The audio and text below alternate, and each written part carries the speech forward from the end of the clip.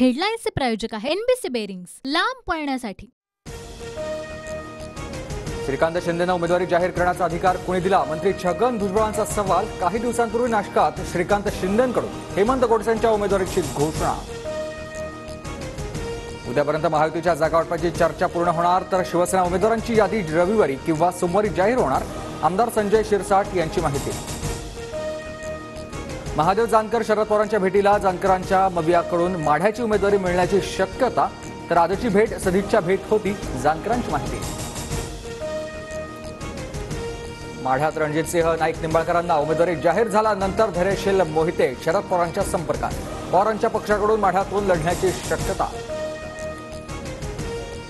एकाला मोक्काच्या कारवाईतून वाचवलं अजित पवारांचं वक्तव्य, तर कायदा नमवण्यासाठी सत्ताधाऱ्यांची किती चालते हे दादांनी सांगितलं, आव्हाडांचा अजित दादांवर निशाणा।